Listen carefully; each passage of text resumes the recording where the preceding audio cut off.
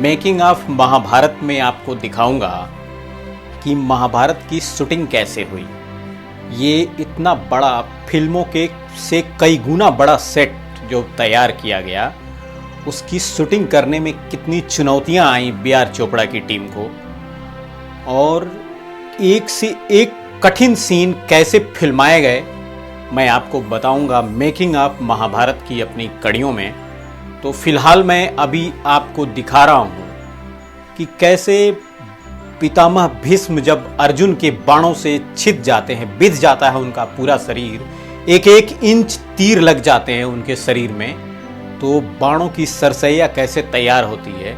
और उस सीन को फिल्माने में बी.आर. चोपड़ा की एक्सपर्ट टीम को भी पसीने आ जाते हैं ये सोचने में कि कैसे फिल्माया जाए ये सीन कि रियल लगे, लोग इससे अपना जुड़ाव महसूस करें।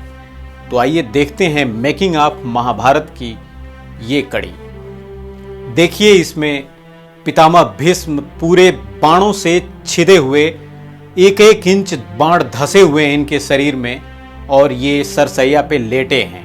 आप सोचिए, कल्पना करिए कि ये कैसे फिल्माया गया होगा।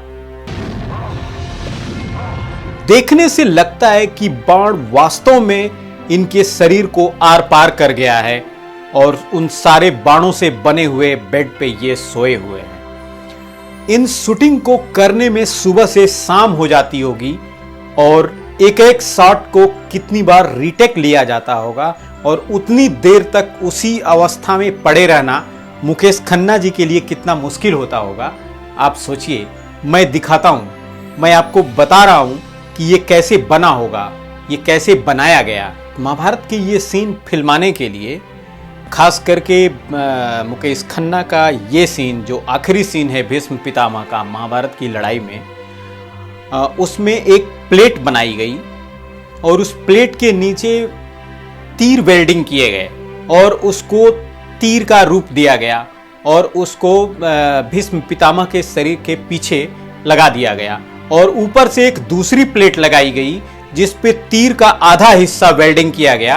फिर उसको उनके शरीर पे लगा के ऊपर कपड़े पहना दिए गए, ताकि ऐसा लगे कि जो तीर इधर से गया है वही तीर उधर निकला है, और उसी लोहे की प्लेट से जुड़े हुए तीर के उस पे लेटे रहते थे ये, और शूटिंग चलती रहती थी।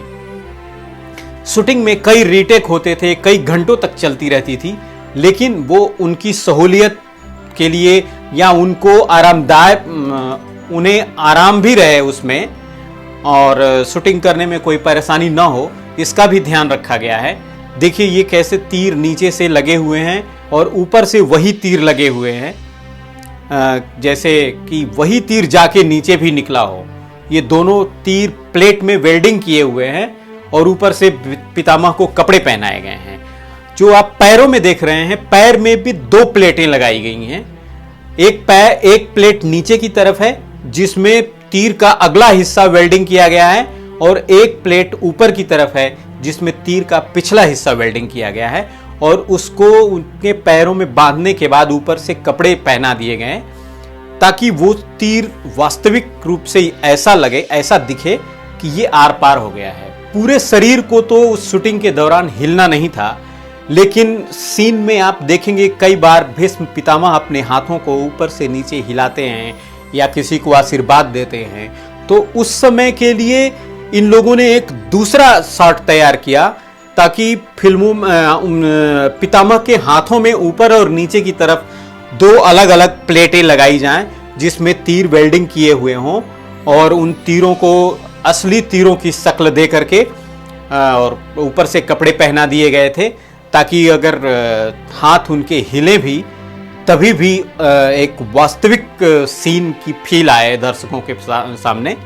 तो उसका भी बहुत बारीकी से ख्याल रखा गया, और उसको अच्छे ढंग से फिल्माया गया, ताकि पितामह को आशीर्वाद देते समय भी लगे कि उनके हाथ में वो तीर लगे हुए हैं, और तभी भी वो अपने उन जख्मों के साथ शूटिंग कर रहे हैं।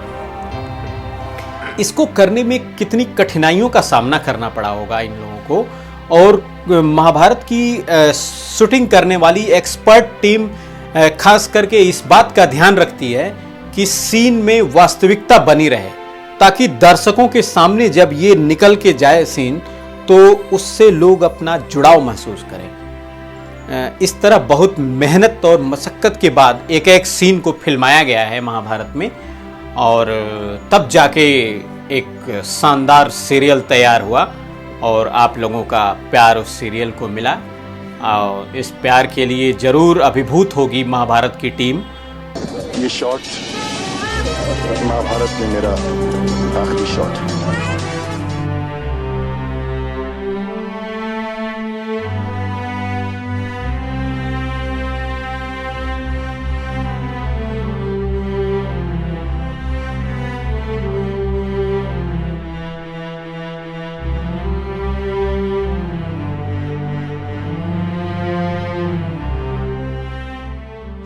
हे पुत्र अर्जुन, अब तो मेरे माथे पर मेरे देश की मिट्टी का तिलक लगा दो। ये सौभाग्य मुझे प्राप्त करने दीजिए गंगा पुत्र। जी तो मेरा भी यही चाहता था देवकी नंदन, पर मैं तुम्हें आदेश तो नहीं दे सकता था ना। और हम आपको ऐसे ही अपनी अगली कड़ी में, मेकिंग ऑफ महाभारत की अगली कड़ी में किसी और सीन के बारे में बताएंगे कि उसकी शूटिंग कैसे हुई, किन परिस्थितियों में हुई और क्यों इस तरह निकल के आया। कहानी के अनुरूप बी.आर. चोपड़ा की एक्सपर्ट टीम ने किस तरह से शूटिंग को अंजाम दिया और किस तरह से इस सीरियल को ऐतिहासिक रूप से बनाया, हम आपके सामने दिखाते रहेंगे। बने रहिए TDC न्यूज के साथ।